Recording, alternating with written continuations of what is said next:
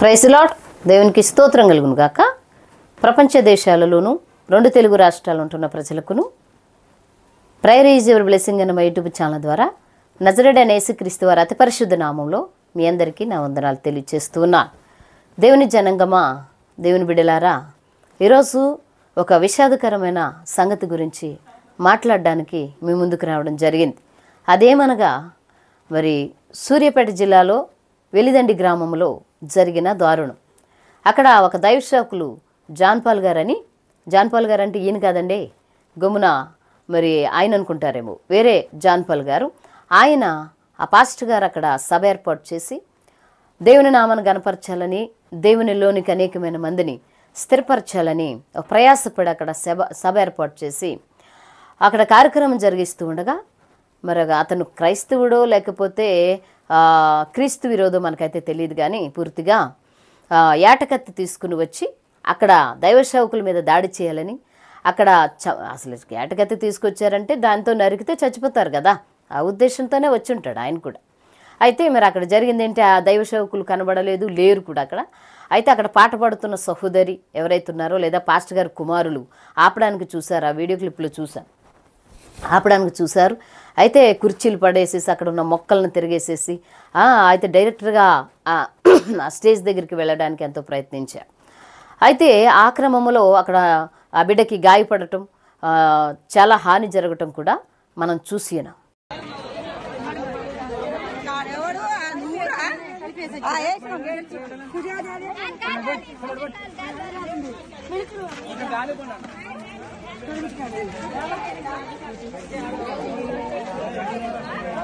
మీ ఇద్దరం లేకుండా అసలు చెట్టు నరికేది మీ ఇద్దరం పట్టుకున్నా, అసలుకి ఏం చేయకూడదు తెగింది, ఓ కారిపోతుంది. నా గుండీలు చింపిండు, కత్తి తీసుకొని పాట పాడుతుండే ఆడ మీదకి వచ్చిండు.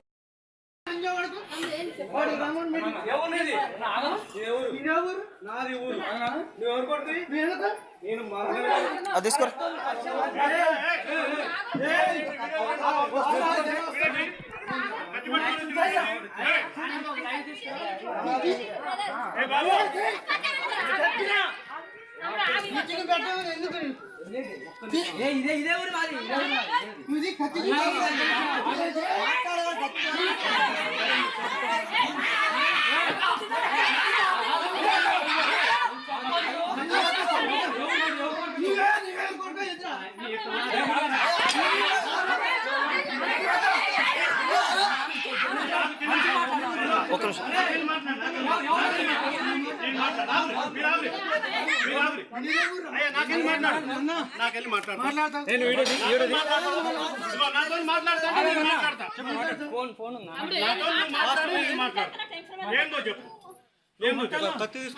పోయినసారి బాగా జరిగింది, ఫోన్ చేసిరా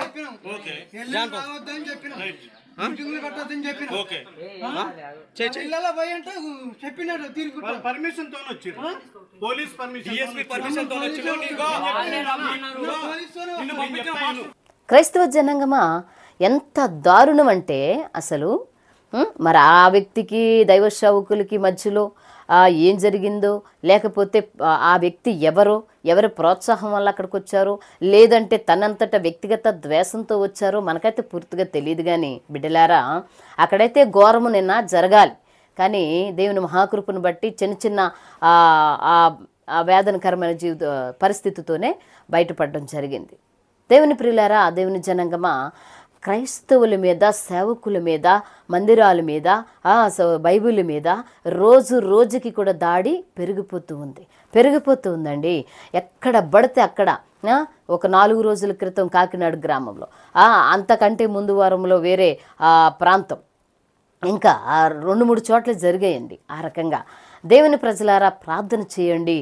మరింతగా మరి విచ్చలవిడిగా పెరిగిపోతున్న ఈ యొక్క క్రీస్తు విరోధుల దాడి, లేకపోతే కనుక వ్యక్తిగత ద్వేషాలు భయంకరమైన స్థితిని తీసుకుని వచ్చి మనుషులు ప్రాణాలు కోల్పోతున్నారండి. ఆ దాడి చేసే వాళ్ళకి నేను ఒకటే చెప్తున్నానండి, దాడి చేసినప్పుడు మీరు ఆవేశంగా ఆలోచించకుండా మీరు చేస్తారు, కానీ ఒక ప్రాణం పోయిన తర్వాత మీరు ఒంటరిగా వెళ్ళి కూర్చుని ఆలోచించినా కూడా ఆ చనిపోయిన వ్యక్తిని మీరు తిరిగి తీసుకురాలేరు. అలా ఎంతోమంది జీవితంలో ఇది జరుగుతూ ఉంది.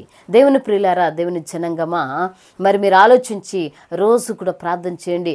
విచ్చలవిడిగా పెరిగిపోతూ ఉన్నదండి క్రైస్తవుల మీద దాడి, సేవకుల మీద దాడి, భయంకరమైన పరిస్థితిలోనికి వెళ్ళిపోతూ ఉంది. అసలు క్రైస్తవ్యాన్ని ఈ భారతదేశంలో ఆ ఉనికి ఉంచుతారో లేదో అంత దారుణమైన పరిస్థితుల్లో చెలరేగిపోతూ ఉన్నారు ఎక్కడికక్కడ. దేవుని యొక్క జనంగమా, ఎవరి జోలికన్నా వెళ్తారా వీళ్ళు? ఇతర ఇప్పుడు క్రైస్తవ్యం కాకుండా ఇతర మతస్థులు కూడా ఉన్నారు. వారి జోలికి ఎవరైనా వెళ్తారా? వెళ్ళరు. ఎందుకు వెళ్ళరండి? ఊరుకోరండి. ఎవరు ఊరుకుంటారు చెప్పండి? ఎవరి మీదకి వెళ్తే ఊరుకుంటారో వాళ్ళకి బాగా తెలుసు. ఎవరి జోలికి వెళ్ళి వాళ్ళని ఇబ్బంది పెడితే వాళ్ళకి బాగా తెలుసండి. దాడి చేసే బిడ్డలకి బాగా తెలుసండి. ఎవరి జోలికన్నా వెళితే ఎలా ఉంటుంది, లేకపోతే ఈ క్రైస్తవ్యం జోలికి వెళ్తే మనల్ని ఎవరు ఏం చేయరు అనే వాళ్ళకి ఎందుకంటే ధైర్యము. బిడ్డలారా, మనకి క్రీస్తు నేర్పించిన తత్వం ఉంది కదా. కొడితే కొట్టించుకోవాలి, తిడితే తిట్టించుకోవాలి, బాధ పెడితే బాధను అనుభవించాలి. మనల్ని ఎవరైనా తిట్టినా మనం తిరిగేసి వాళ్ళని తిట్టం.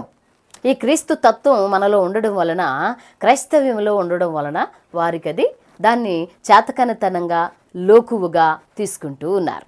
కానీ దేవునికి జనంగమా, ఎదురాడే బిడ్డలకు చెప్తున్నాను, క్రీస్తుని ఆరాధిస్తున్న బిడ్డలంటే మరి ఆ ఎదురాడే బిడ్డలకు నేను చెప్తున్నాను, ఒకానొక దినం వస్తుంది. ఆ దినమున మరి దేవుడు ప్రతిదానికి లెక్క చెప్పే ఆ రోజు, ఆ క్షణము, ఆ రోజు అలా ప్రవర్తించే ఏ బిడ్డ కూడా తప్పించుకోలేరు. ఎందుకనంటే క్రైస్తవ్యం జోలికి వెళితే క్రైస్తవులు తిరగబడరు, క్రీస్తు ప్రేమను పంచుతారనేదే కదండి వాళ్ళ ధైర్యం. అందు నిమిత్తమే కదా. మరి కనీసం ఆ ప్రేమను చూసైనా, క్రీస్తు తత్వాన్ని చూసైనా మారాలా లేదంటారా? ఇంకా లోకుగా తీసుకుని, ఎంతో అలుసుగా తీసుకుని క్రైస్తవుడు అంటే చేతకాని వాడుగా చూస్తున్నారండి. ఈ రోజులు చేతకాని వారు కాదండి క్రైస్తవులు అంటే. ఎందుకు చేత కాదో నేను చెప్తా ఉంటాను, చేతకాని వారు కాదో చెప్తాను.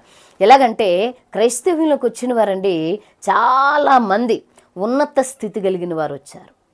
గుర్తుపెట్టుకోండి దేవుని బిడ్డల, ఉన్నత స్థితి కలిగిన వారు. క్రీస్తు విరోధులకి కూడా నేను చెప్పేది ఏంటంటే, దాడి చేసి వాళ్ళని లేకుండా చెయ్యాలని ఆలోచించే బిడ్డలకు నేను చెప్పేది ఏంటంటే, ఉన్నత స్థితి కలిగిన వారు వచ్చారు. పెద్ద రవిడీయిజం, గూండాయిజం, పెద్ద మరి అధికారం కలిగిన వారు, ఆస్తులు అమ్ముకుని, ఉద్యోగాలు వదులుకుని, వారికి ఉన్న ఉనికిని వదులుకుని క్రీస్తు కొరకు వచ్చి తనను తాను తగ్గించుకున్నారు. క్రీస్తులో లేనప్పుడు 10 మందిని కొట్టే వ్యక్తి క్రీస్తులోకి వచ్చిన తర్వాత 10 మంది చేత దెబ్బలు తింటున్నారు. మీకు అర్థం కావట్లేదు అది ఆ విషయం. క్రీస్తులో లేనప్పుడు వారిని ఎంతమందినైనా ఎదిరించే శక్తి ఉన్న వారాల్లో క్రీస్తుని ఎప్పుడైతే ధరించుకున్నారో వాళ్ళందరి చేత నిందించబడటం, హింసింపబడటం, దెబ్బలు తినటం, అవసరమైతే చచ్చిపోవటం. దేవుని యొక్క క్రీస్తు యొక్క తత్వం ఉండేది. క్రీస్తు తత్వం. క్రీస్తు ఏమి నేర్పించాడంటే ప్రేమతత్వాన్ని నేర్పించటం వలన వారు అది లోకుగా తీసుకుంటున్నారు. క్రీస్తుని వ్యతిరేకించి, క్రీస్తుని ఆరాధిస్తున్న బిడ్డల్ని వ్యతిరేకించే సహోదరులకి నేను చెప్తున్నాను, ఒక్కసారైనా ఆలోచించి ఆవేశపూరితమైన నిర్ణయాలు తీసుకోవద్దు దయచేసి. ఏదైనా ఉన్నా, ఏదైనా చేసినా డైరెక్ట్గా ముఖం మీద చెప్పి ఇది పరిస్థితి అని తెలియచేయండి. మీ ప్రాంతాలలో ఒకవేళ మీకు ఇబ్బందికరంగా ఏ సభలైనా, ఏ ప్రార్థనలైనా, ఏ విధమైన చర్చిలలో ఆ సౌండ్ సిస్టమ్ వలన కానీ, లేకపోతే తద్వారా ఆరాధనలు కానీ ఆ సభలు జరుగుతున్నా అప్పుడు మీ చుట్టుపక్కల ఉన్న వారికి ఇబ్బంది అయితే పిలిచి చెప్పండి. దైవ సేవకులను కానీ అక్కడ ఉన్నవారిని కానీ పిలిచి చెప్పి వద్దులా చేయకండి అని పిలిచి చెప్పండి. అంతే తప్ప దాడి చేసి చంపినంత మాత్రాన మీకు ఏమీ కలిసి రాదు. క్రీస్తు వ్యతిరేకులతో నేను అదే చెప్తున్నాను. ఆవేశపూరితంగా ఏ పని కూడా చేయకండి. ఆ రోజు నిన్నటి కాల సమయంలో ఆ దైవ సేవకులు ఉంటే పరిస్థితి ఏం కావాలి? ఒక్క దెబ్బకే కత్తితో అసలు వేరంగం అటు ఇటు ఏకంగా ఇంకెవ్వరు ఆపలేకపోతున్నారు ఆయన్ని కత్తించుకుని. ఆ కుర్చీలు, అక్కడున్న మొక్కలు, అక్కడున్న ఏది పడుతుంది తిరిగేసేసి ఆ కత్తించుకుని అడ్డుకుంటున్నారు. మరి పాస్టర్ గారు వాళ్ళ అబ్బాయి ఎవరో తెలియదు, లేకపోతే సంఘ విశ్వాసం తెలియదు, కానీ ఇలా ఆపుతుంటే తనని ఇలా కత్తించుకుని వేయాలని చూస్తాడు అతను. ఎందుకండి అంత దారుణం? క్రైస్తవులు మీకు ఏం చేస్తున్నా నాకు అర్థం కావట్లేదు. అసలు క్రైస్తవ్యం వలన మీకు వచ్చిన నష్టమేంటో కూడా తెలియట్లేదు. ఈ క్రీస్తు అంటే కెట్టల వాళ్ళు, క్రీస్తుని ఆరాధిస్తున్న బిడ్డలను కెట్టల వారికి ఏమి నష్టం జరిగిందో మరి ఇప్పటికీ నాకు అంతు చిక్కదు. కానీ దయచేసి సాటి మనుషులని ఆలోచించాలని నేను తెలియజేస్తున్నాను. ఇతర వాళ్ళ జోలికి వెళ్ళండి, ఊరుకుంటారా? తోలు వలిచేస్తారు పట్టుకుని. ఎందుకంటే క్రైస్తవులు ఏమన్నారు, వాళ్ళకి ఉంటుంది తోలు కాదు ఏకంగా. కానీ ఎందుకు? కానీ క్రీస్తు ప్రేమ రాదా? వాళ్ళకి రోషం లేదా? క్రీస్తులోకి వచ్చిన వాళ్ళకి రోషం లేదంటారా? పౌరుషం లేదంటారా? అంటారు. ఎందుకు ఉండదు? అంతకుముందు క్రీస్తులోకి రాకముందు అపొస్తలుడైన పౌలు గారు ఆ స్టోరీ మీరు చదవండి, బైబిల్ గ్రంథంలో ఉంటుంది. ఒక్కసారికి ఎంతమంది మీద తెలుసా ఫైటింగు? కానీ క్రీస్తులోకి వచ్చిన తర్వాత ఎన్ని దెబ్బలు క్రీస్తు కొరకు, ఎన్ని నిందలు, ఎన్ని అవమానాలు, ఎన్ని బాధలు అనుభవించారు పౌలు గారు. కాబట్టి మరి సహోదరులకు నేను ఒకటే తెలియజేస్తున్నాను, క్రైస్తవ జనాంగమా మీరందరూ ప్రార్థన చేయండి. మా వంతు మేము ప్రార్థన చేస్తున్నాం. వాట్సాప్ గ్రూప్లోను, కాన్ఫరెన్స్ కాల్ ప్రార్థనలోను కూడా మేము ప్రార్థన చేస్తున్నాం. మీరు కూడా అనుదినము ప్రార్థన చేయండి. ఆ బిడ్డలు ఆ దైవ సేవకులు ధైర్యంగా ఉండాలని దేవుని పేరట నేను తెలియజేస్తున్నాను. మీ అందరికీ వందనాలు.